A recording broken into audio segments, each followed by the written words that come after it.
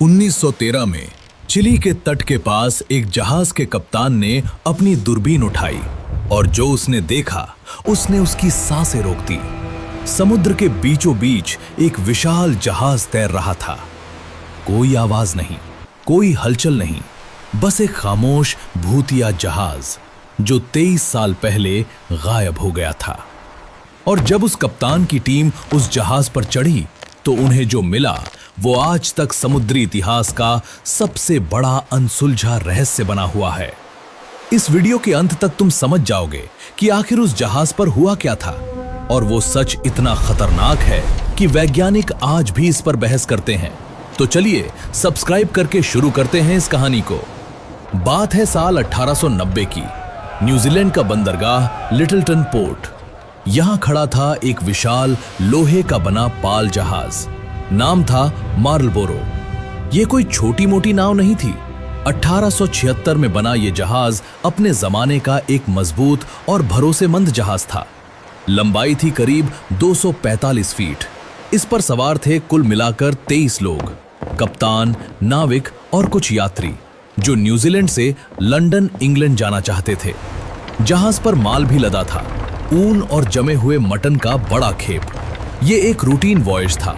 ऐसे सैकड़ों सफर पहले भी हो चुके थे। कप्तान ने अपना नक्शा देखा, हवा का रुख परखा और जहाज को रवाना कर दिया। लेकिन इस बार का सफर रूटीन नहीं था। अब तुम सोच रहे होगे, न्यूजीलैंड से लंदन का रास्ता क्या है, सीधा नहीं जा सकते। उस जमाने में जहाजों को एक बेहद खतरनाक रास्ते से गुजरना पड़ता था। केप हर्न, दक्षिण अमेरिका का सबसे दक्षिणी सिरा, जहां अटलांटिक और प्रशांत महासागर आपस में टकराते हैं। ये जगह इतनी खतरनाक है कि पुराने नाविक इसे कहते थे द ग्रेवयार्ड ऑफ शिप्स, यानी जहाजों का कब्रिस्तान। क्यों? क्योंकि यहाँ की लहरें 30 मीटर तक ऊंची उठ सकती हैं।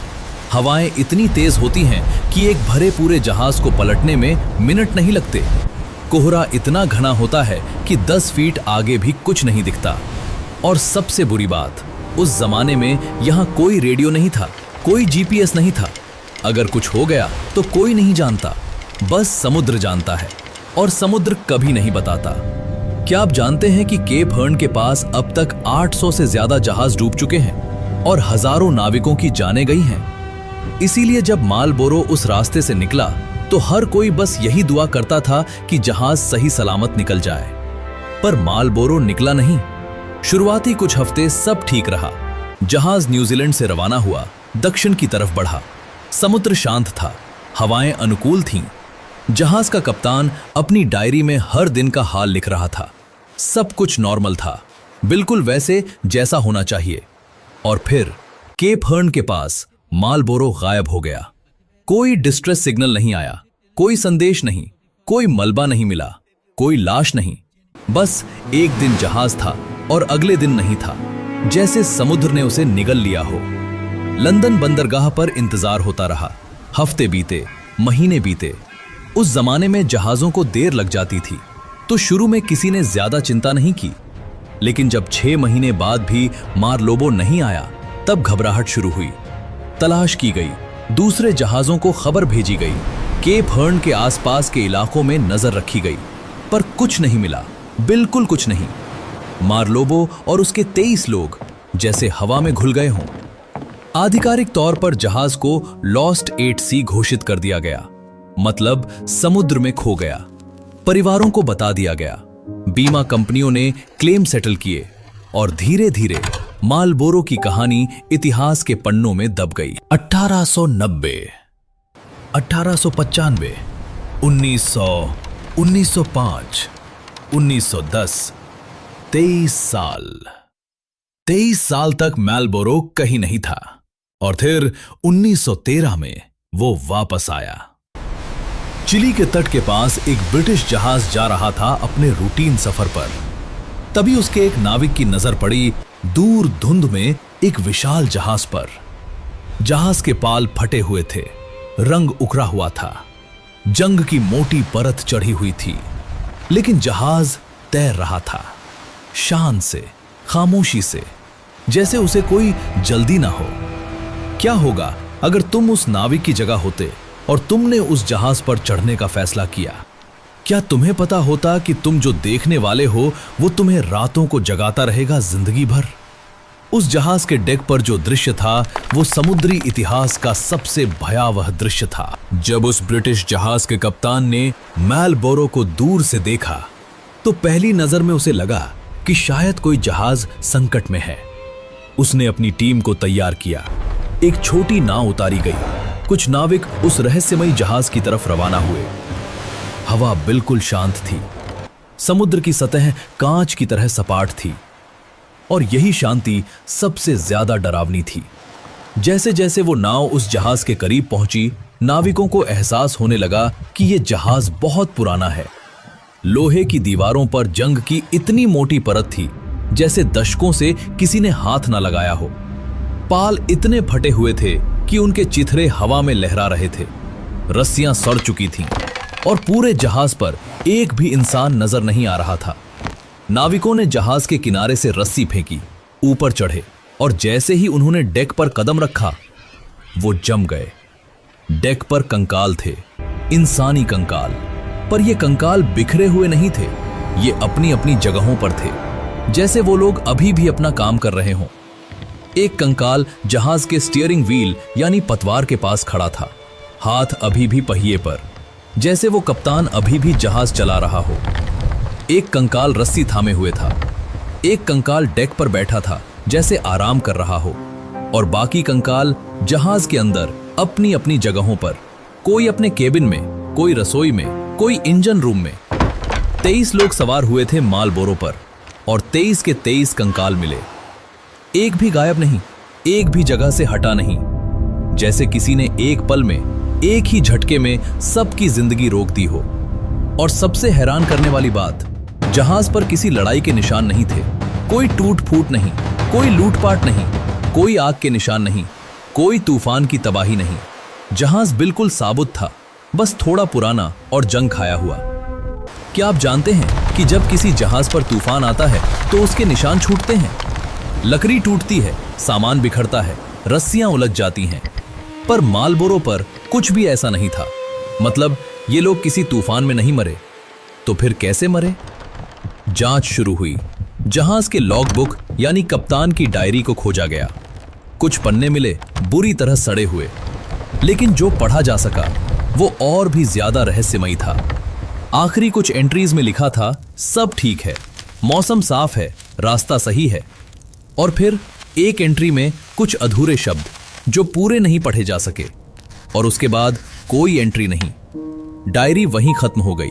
अब सोचो, अगर जहाज पर कोई बड़ी मुसीबत आई होती तो कप्तान ने लिखा होता। अगर तूफान आया होता तो लिखा होता। अगर कोई बीमारी फैली होती तो लिखा होता। पर कप्तान ने कुछ नहीं लिखा। मतलब जो भी हुआ वो इतनी तेजी से हुआ कि किसी को कुछ लिखने का मौका ही नहीं मिला। क्या होगा अगर उन 23 लोगों को पता ही नहीं चला कि उनके साथ क्या होने वाला है? क्या होगा अगर मौत इतनी चुपचाप आई कि किसी को हिलने का भी वक्त नहीं मिला? और क्या होगा अगर उस मौत की वजह आज भी हमारे समुद्रों में मौजूद है? विशेषज्ञों ने जब इस मामले को खंगाला तो कई थियरी सामने आईं। पहली थियरी थी समुद्री डाकुओं का हमला, पर इसे तुरंत खारिज कर दिया गया। क्यों? क्योंकि अगर समुद्री डाकुओं ने हमला किया होता तो जहाज का सामान लूटा गया होता, जहाज पर लड़ाई के निशान होते और सबसे जरूरी, कंकाल अपनी जगहों पर नहीं होते। डाकू इतनी तरतीब से काम नहीं करते। दूसरी थियरी, किसी अज्ञात बीमारी का प्रकोप, यानी जहाज पर कोई ऐसी बीमारी फैली जिसने सबको एक साथ खत्म कर दिया। पर इसमें भी एक बड़ी समस्या है। अगर बीमारी आती है तो लोग धीरे धीरे मरते हैं, कोई पहले, कोई बाद में। कोई बीमार पड़ता है, कोई उसकी देखभाल करता है। पर यहां सब एक साथ अपनी अपनी जगहों पर, जैसे एक ही पल में सबकी सांसें रुक गईं। तीसरी थियरी, और यही वो थियरी है जिसने वैज्ञानिकों को सबसे ज्यादा चौंकाया। एक ऐसी चीज जो दिखती नहीं, जो सुनाई नहीं देती, जो महसूस नहीं होती, पर जो एक पल में पूरे जहाज के हर इंसान की जान ले सकती है। और वो चीज आज भी केप हर्न के उन गहरे पानियों में छुपी हो सकती है। पर रुको, इससे पहले कि हम उस असली राज तक पहुंचें, एक और सवाल जो किसी ने नहीं पूछा। अगर मार्लबोरो 1890 में गायब हुआ और 1913 में मिला तो वो 23 साल कहां था? केप हर्न से चिली के तट तक का सफर कुछ हफ्तों का है, तो क्या वो जहाज 23 साल तक बिना किसी इंसान के समुद्र में भटकता रहा? और अगर भटकता रहा तो किसी और ने उसे क्यों नहीं देखा? उस जमाने में इन समुद्री रास्तों पर सैकड़ों जहाज चलते थे, क्या किसी की नजर नहीं पड़ी? या मार्लबोरो कहीं और था, कहीं ऐसी जगह जहां इंसानी नजर नहीं पहुंचती? समुद्र में ऐसी जगहें होती हैं जिन्हें डेड जोन्स कहते हैं, जहां धाराएं ऐसी घूमती हैं कि कोई चीज अंदर आ जाए तो बाहर नहीं जाती। क्या मार्लबोरो उन्हीं में से किसी जगह फंसा रहा 23 साल तक?